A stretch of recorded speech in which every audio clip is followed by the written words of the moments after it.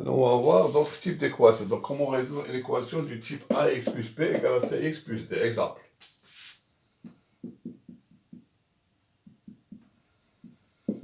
Résoudre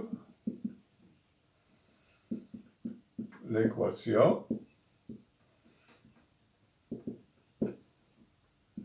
3x moins 2 égale à 2x plus 5, par exemple.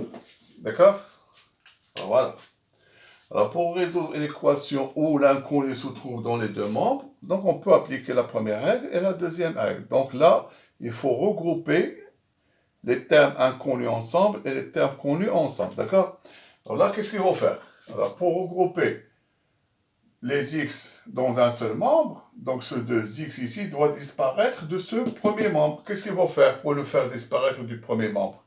On va faire ici moins 2x. Si vous faites moins 2x ici, de l'autre côté, vous allez faire aussi moins 2x. Donc, qu'est-ce qu'on va écrire ici? On va appliquer la première règle. On va écrire 3x moins 2, et je retranche de ce membre, j'écris moins 2x égale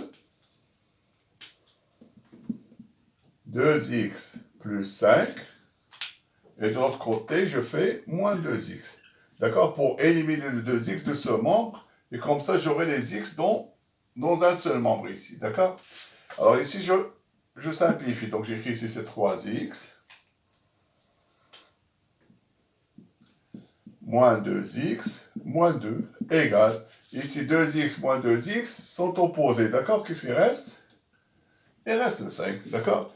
Et ici, je peux simplifier. 3x moins 2x, 3 moins 2, ça fait 1. Donc ça fait 1x, ça veut dire x. Donc on aurait ici x moins 2 égale à 5. Maintenant, pour isoler le x, on va se débarrasser de moins 2. Qu'est-ce qu'on va faire? On doit ajouter ici 2 et on ajoute ici 2. Donc on aurait ici x moins 2 plus 2, qui doit être égal à 5, plus 2 aussi. Donc c'est toujours la première règle. D'accord? Alors ici, on simplifie le moins 2 avec le plus 2. Donc qu'est-ce qu'il reste ici? X. Et 5 plus 2 égale à 7. D'accord? Alors là, il faut vérifier quand même, est-ce que le résultat, est-ce que la solution, c'est vraiment 7? Donc vous allez remplacer ici 7, et ici 7, et calculer chaque membre tout seul. 3 fois 7. 3 fois 7, ça fait 21. 21 moins 2, ça fait 19. Donc ici, on va trouver 19. On passe à l'autre membre. 2 fois 7, ça fait combien? Ça fait 14. Et 14 plus 5, ça fait 19. Donc on a eu 19 égale à 19, donc x égale à 7. Donc 7 est la solution de l'équation. Donc, on écrit S, c'est le singleton, 7. Voilà la solution. Quand vous avez une équation de ce genre, voilà ce qu'il faut faire.